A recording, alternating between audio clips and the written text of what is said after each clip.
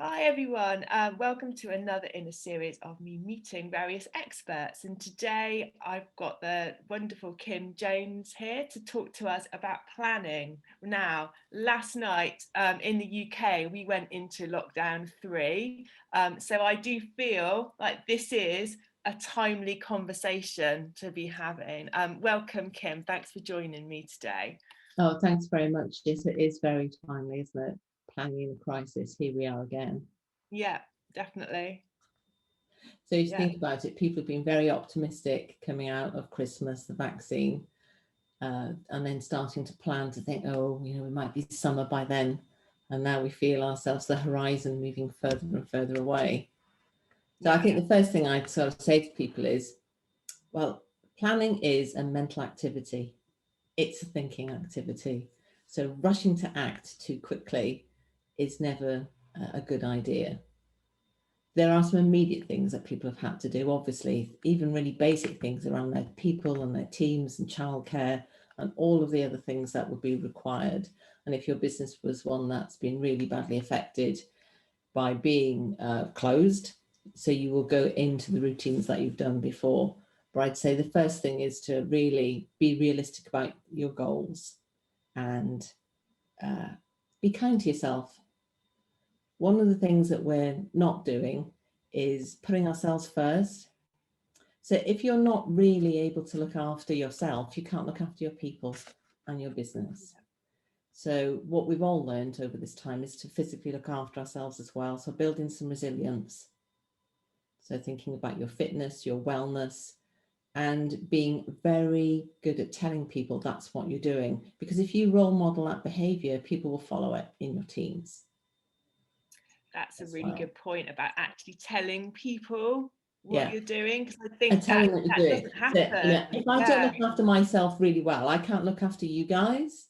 My job's to look after you guys. So I must look after myself as well and tell people what you're doing. Because thinking and planning activities are not visible actions, people think you're not doing anything. That's true. Yeah. So you don't, because they can't see you doing stuff. So the things you might have done before, like going to customers, being on a shop floor, all the visible signs of you as a leader running your business, they're not going to be there, are they? Or they're at home because they're now working in a different environment. It's how do you do that? So it's about communication and thinking about that. So planning is a mindset. So thinking about the things that you have to do. Make your first action something that you can do. So you have a quick win and a success. So don't give yourself too many massive objectives. Break them down into steps. The planning activity itself is not necessarily about having a plan you can do. So keeping it simple is really important. It's about the discipline of being able to flex and change. So what planning teaches you is how to problem solve better. Yeah. So in your planning, you have to have some priorities and some objectives. And for most of us, the biggest one is our customers. Looking at the problems that you can solve for them and planning around their needs. What can I do to service their needs? I'm having to do it differently than I did before. So we've all seen really innovative ways that restaurants and food outlets have become, shops, takeaways, all kinds of things. Yeah. So people are innovating. So how can I serve customers the best ways? What can we do in the business? And that's a planning activity.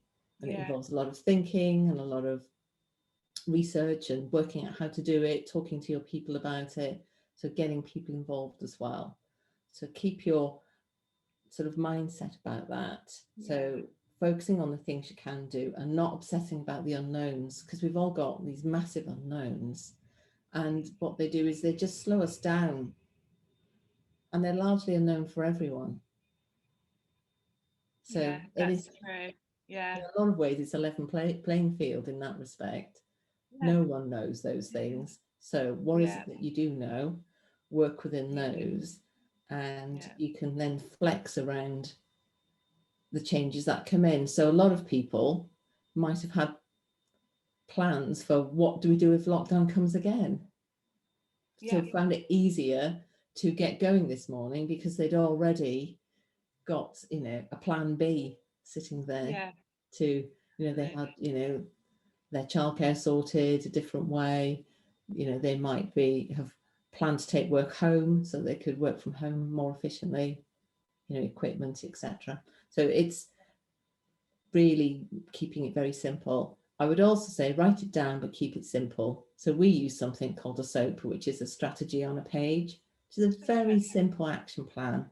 So you have your objectives, you keep them simple, and then you plan your actions, and they're very simple. So you can see what is the action, who's doing it, when are they doing it, what's a measure of success, how will I know what I'm measuring as progress, and use that and communicate with your teams and your people. You might have one for yourself as a business owner, for instance, and you might have one that's internal for the team, Yeah. because you might have some actions that you really don't want to share with them yet because it's about the business, and then Yeah. there's one to keep the business running. And you've got Okay. lots of assets at your disposal, and I would say make sure you put them into place. So think of all the social capital, the emotional capital you've got in your people. So nurture it, look after it, um, get them to stretch and use it. So doing community work if you're all furloughed, getting some projects going, keep them motivated so that when you are going to be busy again, they come back energized, not deflated.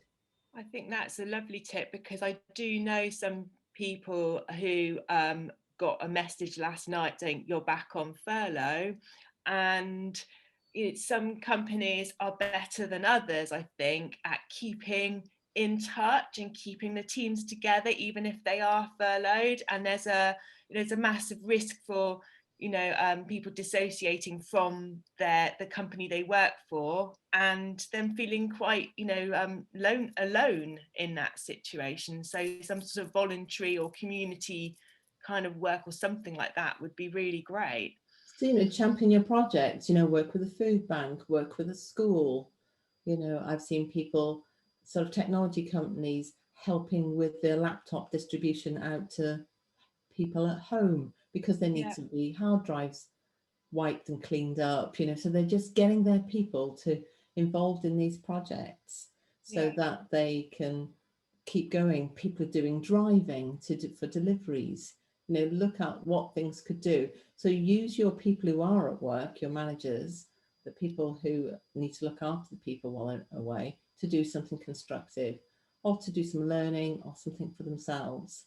Yeah. So make sure that you're looking after them differently. So your work switches from, planning and doing work around perhaps big strategic projects, but planning and looking after your people, because Yeah. you've still got to make money. You still got to have stuff coming in. So looking after the customers as people, because they are Yeah. people that you work with, no matter what it is you produce from them. If you make a food, at the end of the day, it's a person who buys it from you.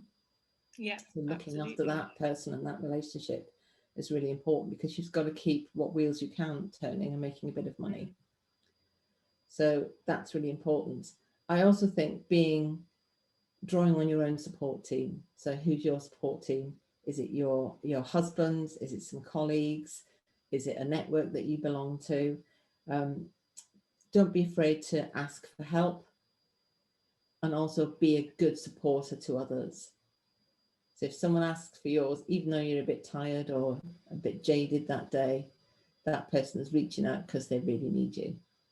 And even if it's just, you can't really take it all on board right now, you just say, right, I'm listening. Let's sort this out. Who can best help if it's not me? So you really keep your connectivity going in a different way. It might have been much more about business in the past, but it might be much more personal that you need to draw on. So it's that's why you have to look after yourself. Yeah. I'm a great fan of Brené Brown about vulnerable leadership, and Yeah. this being honest about the situation you're in with people. So being clear is being kind to your people, to your customers, and to yourself. And that level of honesty will pay you back in the long term. So, having a planning mindset, setting that sort of conscious and engaged way of working with your people, focusing on your clients, and actions you can do will set you up for dealing with this crisis much better. That's brilliant. Thank you, Kim. There's some wonderful tips there. And I particularly think that it's that, you know, it's that, well, how can I help my customers? That having that, you know, thinking of how can I help my people, the customers and the people that work for me, that can, if anyone is feeling anxious because of the unknowns, it takes all that away because you're focusing on things, like you say, that you can actually do. So yeah, they're really great And if points. all you can do is just a phone call, that is Yeah, really important for people, and it'll make them feel better, and it will make you feel better too. yeah, that's true. Yeah, definitely. And I particularly love a phone call. In these videos are brilliant, yeah, but actually like old-fashioned phone call is a really, really wonderful thing right now. It's quite exciting. Well, I say to people, how do you want? It's really funny because I've been, when people are emailing to set things up, you know, Yeah, say we can do the phone. yeah, I If we don't know. physically need to share documents or something that we need to see over Yeah, the screen, you know, we yeah, can just do the phone. Because you yeah. could go for a walk. You can Yes, have a walking exactly. phone call. And people That say, has well, been that's a known. really good idea. Yeah, I said, you know, we've got absolutely. half an hour to talk through what you want to do this month, and let's do it while we have a walk. Yeah, you And you can hear see, the and that's bird looking song, after and you. yeah. I love So, it. and I just think that's a really good way of looking after yourself. You're looking after your well-being, you're outside, and it's good for them too. And you break that routine. Absolutely. Oh, Yeah. thank you so much, Kim. I will share your details. So if anyone wants to contact you, they will be able to. And I'll speak to you again soon, I'm sure. Lots of tools and resources on our website. Help yourself. Great blogs. Lots and lots of guidance to help people in this difficult time. Lovely. Thank you so much. Okay, thanks very much, Andrea. Love talking to you today.